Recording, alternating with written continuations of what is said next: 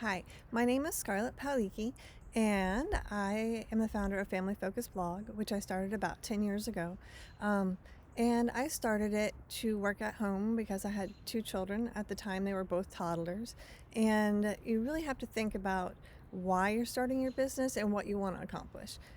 So for me, at the time, my priority was my family.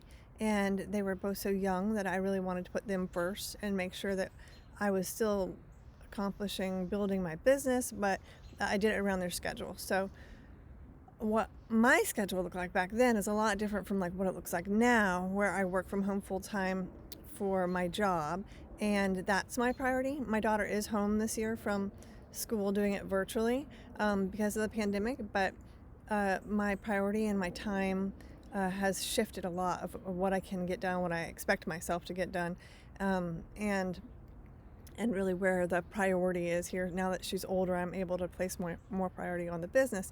Um, but whatever the needs of your business, whatever the needs of your children, that's the first thing you're going to have to look at is what your priority is, what you need to get done, and how you can reasonably accomplish that. You know, if you have younger children, then you have to either spend more time or plan it out a lot more carefully about their activities that they'll be doing in between while you're working, or you might have to get a caregiver for certain portions of the day at least where you need to be most productive. So you have to really take a look at that first, and that will help you determine what your schedule is, that's what time slots are available for your work.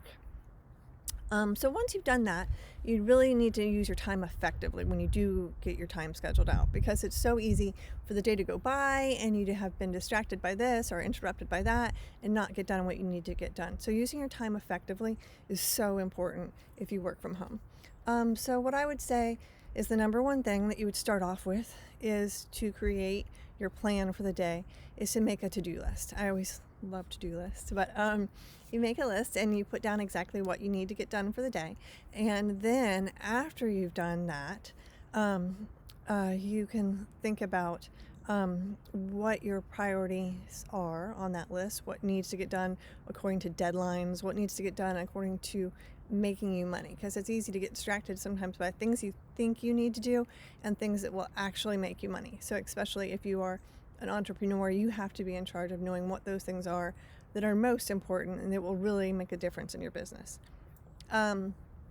So another thing to consider is when you're most productive and when your most productive time slot is going to be.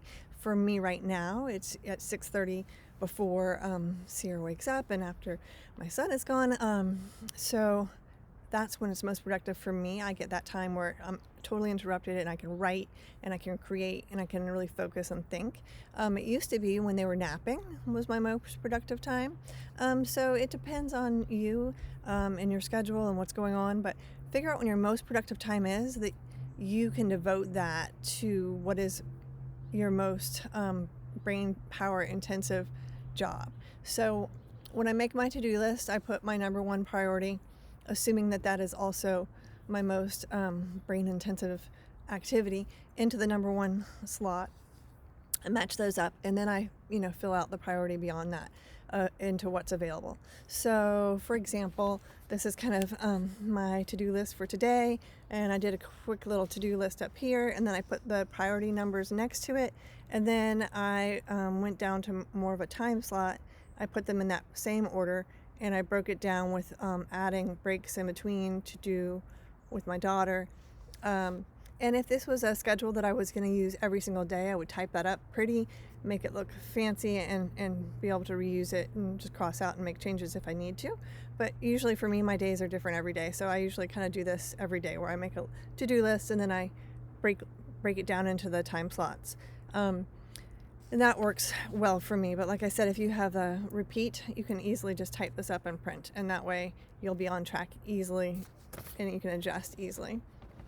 But so again, that the process that you want to go through to make a plan for your day most productive is to make your to-do list, to identify the time slots that you have available, and then after you've prioritized your to-do list, to plug in those items to your time slots, and then to make sure that you've scheduled breaks in there, like I scheduled breakfast with Sierra, lunch with Sierra, so that you are touching base with your kids when you need to, depending on their age.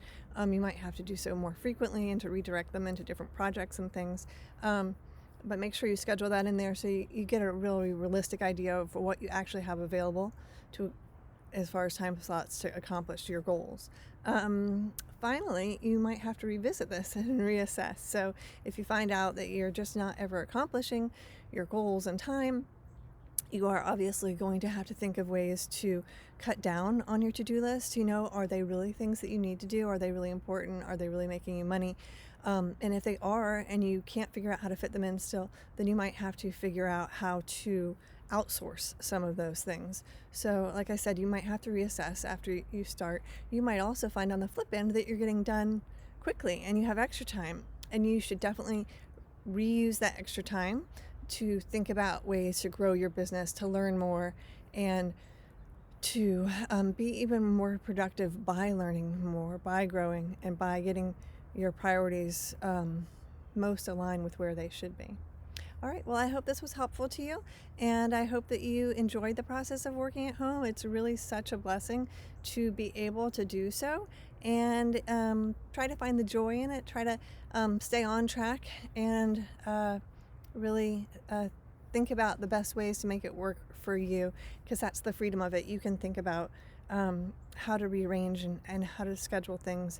As long as it's your priorities that are getting accomplished, it'll be great. All right, have a good day. Thank you so much, and you can connect with me at familyfocusblog.com or at familyfocusblog on most social media. All right, thanks again. Bye-bye.